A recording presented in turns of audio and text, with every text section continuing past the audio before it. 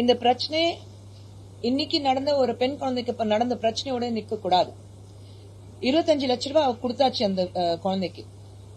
அவ வாழ்க்கையில் எந்த அளவுக்கு பாதிக்கப்பட்டிருக்கா அது யாரையும் சாகுற வரைக்கும் அவளால மறக்க முடியுமா? அவ குடும்பத்துக்கு நடந்த பிரச்சனை அவங்களால மறக்க முடியுமா? பெற்றோர்களுடைய அந்த துன்பு இது வரைக்கும் அந்த குழந்தை இருக்கிற வரைக்கும், அவங்க உயிரோட இருக்கிற வரைக்கும் அந்த துன்பம் இருக்குதானே செய்யும். ஒவ்வொரு முறையும் அந்த குழந்தை ஒரு நிமிஷம் எங்கிருந்து வெளியில இருந்து உள்ள வரும்போது அந்த பயம் இருந்துட்டுதான் இருக்கும். ஒரு இருட்டு பார்த்த பயம் இருக்கும், ஒரு ஆம்பளை தனி ரோட்ல பார்த்தா பயம் இருக்கும், ஒரு ரூம்ல ஒரு பையனோட இருந்தா பயமா இருக்கும்.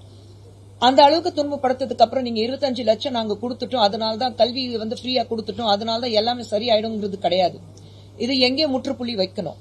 அரெஸ்ட் பண்ண உடனே ஏன் விட்டீங்க? அவன் ஹிஸ்டரி ஷீட்டர் தானே, ஏற்கனவே அவன் மேல பல கேசஸ் இருக்குல்ல.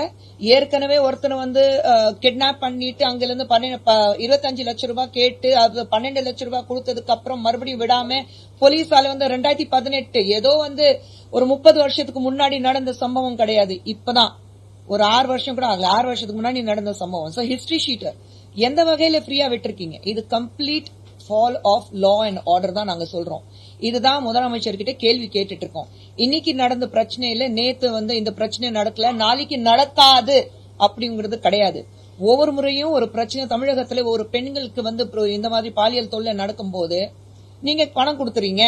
நீங்க ஓகே இது இந்த கட்சியில சார்ந்தவன் அந்த கட்சியில சார்ந்தவன் அதுதான் பெருசுபடுத்திட்டு இருக்கீங்க. ஒரு விஷயம் மட்டும் நம்ம தெளிவாக புரிஞ்சுக்கணும். ஒரு பெண் பாலியல் தொல்லை நடக்கும் போது எந்த கட்சி ரீதியாக பேசக்கூடாது. இன்னைக்கு நாங்க பாஜக ஆபீஸ்ல இருக்கோம், ஆனா நாங்க பாஜக சார்பாக நாங்க பேசல. ஒரு பெண்ங்கிறது முறையில நாங்க எல்லாரும் இங்க கலந்து பேசிட்டு இருக்கோம். எங்களுக்கு பின்னாடி பாஜக இருக்கு, அது வேற விஷயம். ஆனா தயவு செஞ்சு அது பொலிட்டிக்கல் ஆக்காதீங்க. ஒவ்வொரு முறையும் நீங்க எந்த ஒரு சோசியல் பிளாட்ஃபார்ம் இருந்தாலும் முதல்ல நீங்க ஆடுற மாநிலத்துல இது நடக்கலையா, உங்க மாநிலத்துல இது நடக்கலையா?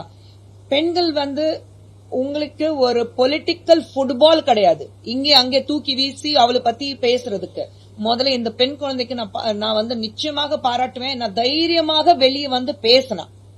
நிறைய பெண்கள் பயத்துல பேச மாட்டேங்கிறாங்க.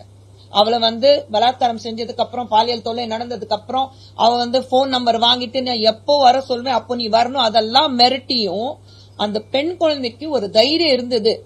என்ன மாதிரி இன்னொரு பெண் பாதிக்கப்படக்கூடாது, இந்த மாதிரி இந்த ஆளை பத்தி நான் பேசலனா நாளைக்கு இன்னும் எத்தனை பெண்களோட வாழ்க்கை சீரடிக்க போகும்னா சொல்லிட்டு அவ வெளியில பேசிருக்கா. முதல்ல அந்த பெண் குழந்தை பாராட்டணும். அந்த குழந்தை பத்தி வெளியில அவளுடைய எல்லா தகவல்கள் வெளியில கொடுத்தாங்க பாருங்க, அவங்கள முதல்ல தண்டிக்கணும். யார் கொடுத்தது? யார் கொடுக்க சொல்ற? அது சட்ட ரீதியாக தவறுதானே. யார் வெளியில கொடுத்தது? நம்ம நிர்பயா சொல்லும் போது கூட எவ்வளவு நாள் கழிச்சுதான் அவளோட பேர், ஆனா இன்னி வரைக்கும் நாங்க அந்த பெண் குழந்தையோட பேர் சொல்றதுல நிர்பயா மட்டும் தான் கூப்பிடுறோம். அப்படி இருக்கும்போது யார் இந்த குழந்தை பத்தி பேரெல்லாம் டீடைல்ஸ் எல்லாம் பர்சனல் டீடைல்ஸ் வெளியே கொடுத்தாங்க? ஏன் அதை பத்தி யாரும் பேச மாட்டேங்கிறீங்க? பேர் கொடுத்தாச்சு, அது யாரும் பேசினாங்க. இது பாஜக, அதிமுக, திமுக, வேற ஏதோ கட்சி எல்லாமே கலந்து நீங்க சண்டை போட்டுட்டு இருக்கீங்க. நான் தயவு செஞ்சு இது பொலிட்டிக்கல் பிரச்சனை ஆக்காதீங்க. பெண்களுக்கு எந்த மாநிலம் இருந்தாலும் பெண்களுக்கு ஒரு பிரச்சனை நடக்கும் போது அது ஃபுட்பால் மாதிரி, கால்பந்து மாதிரி இங்க தூக்கி வீசி அங்க தூக்கி வீசி அவளை இன்னும் கேவலப்படுத்த வேண்டாதான் நான் என்னுடைய வேண்டுகோள்.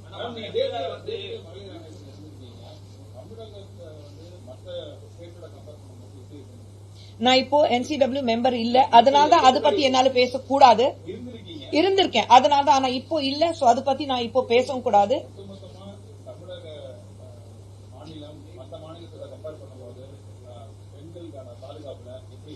கண்டிப்பா ரொம்ப மோசமா இருக்கு. ஏன்னா கம்ப்ளைண்ட்ஸ் எனக்கு தான் வரும். கம்ப்ளைண்ட்ஸ் எனக்கு தான் வரும்போது ரொம்ப கேவலமா இருந்தது.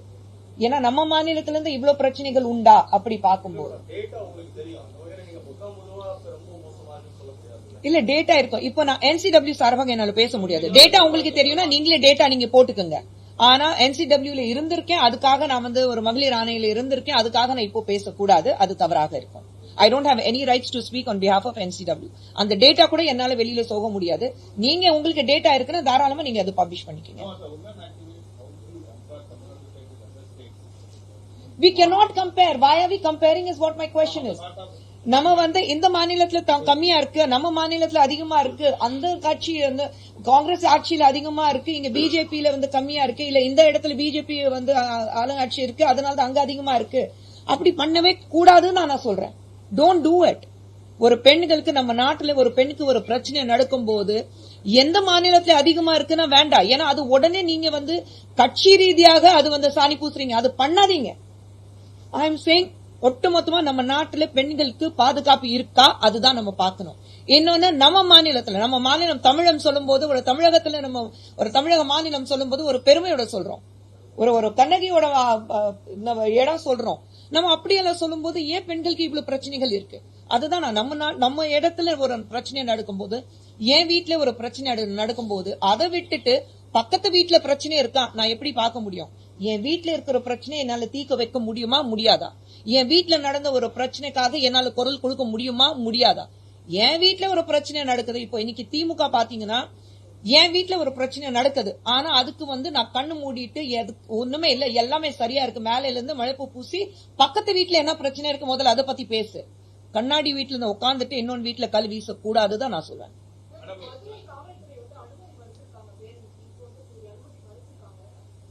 அதை நீங்க கேளுங்க, ஏன் அனுமதி மறுத்துறாங்க? இப்போ எல்லாத்துக்கும் நீங்க உங்க ஆளுங்கட்சியில இருக்கிற போது நீங்க வந்து உங்களுக்கு கூட்டணியில இருக்கிறவங்களுக்கு நீங்க வந்து எல்லா பர்மிஷன் கொடுக்குறீங்கல்ல. அப்போ மத்தவங்க வந்து ஒரு போராடணும்னு சொல்லும் போது, ஒரு பேரணி நடத்தணும்னு சொல்லும் போது ஏன் நீங்க பெர்மிஷன் கொடுக்க மாட்டேங்கிறீங்க? இன்னைக்கு ஏன் சௌமியாவை நீங்க அரெஸ்ட் பண்ணிருக்கீங்க? ஏன்னா உங்களுக்கு சாதகமா இல்ல. இன்னொன்னு வந்து தவறு நடந்திருக்கு. தவறு நடக்கும் போது உங்களால அதை தட்டி கேட்கறதுக்கு உங்களுக்கு தைரியம் கிடையாது. ஆனா மத்த பெண்களுக்கு தைரியம் இருக்கும் போது அதுவும் நீங்க தடுக்கிறீங்க. நான் இதே கேட்பேன், இவங்க சொன்ன மாதிரி கனிமொழி எங்க? ஒவ்வொரு விஷயத்துல கனிமொழி வந்து முன்னாடி வந்து பேசுறாங்கல்ல, எங்க இருக்காங்க? ஏன் யாருமே வந்து அவங்களுக்கு மகளிர் அணி இங்க இருக்குல்ல, திமுக மகளிர் அணி ஒண்ணு இருக்குல்ல, எங்க இருக்காங்க? நாங்க மகளிர் அணி சார்பாக இங்க உட்கார்ந்து பிரஸ் மீட் கொடுக்கறோம், பேசுறோம். நாளைக்கு எங்களை கைது பண்ணாலும் பரவாயில்ல, நாங்க வந்து பேரணிக்கு போவோம். சௌமியா வந்து என்ன அரெஸ்ட் பண்ணாலும் பரவாயில்ல, நான் பேரணிக்கு போவேன், போராட்டத்துக்கு போவேன். அரெஸ்ட் ஆனாங்க. நான் சொல்றேன், ஏன் கொஞ்ச நாளுக்கு முன்னாடி நம்ம மறுபடியும் இந்த மாதிரி பேரணி நடத்தும் போது, போராட்டம் நடக்கும் போது தமிழிசை சவுந்தரராஜன் அரெஸ்ட் பண்ணாங்க 2 முறை. நாங்க அதுக்கு பயப்படல. ஆனா உங்க சார்பாக எந்த பெண் தெருக்கு வந்தா? உங்க சார்பாக யார் குரல் கொடுத்தா? யாராவது திமுக இருந்து இது வரைக்கும் ஒரு பெண் மந்திரி இருக்கட்டும், இல்ல ஒரு எம்பி இருக்கட்டும், ஒரு எம்எல்ஏ இருக்கட்டும், யாராவது குரல் கொடுத்தாங்களா? ஏன் எல்லாரும் மௌனமா இருக்கீங்க நான் கேக்குறேன்.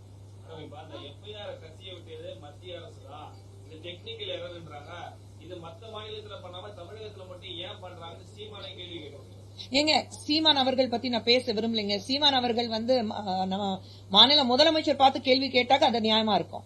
சரிங்களா? ஒரு குற்றம் சாட்டணுங்கிறதுக்காக நீங்க என்ன வேணாலும் சொல்லலாம். சீமான் அவர்களுக்கு நான் பதில் கொடுக்க விரும்பல. சென்னை ஹைகோர்ட்ல ரிப்போர்ட் பண்ணிருக்காங்க.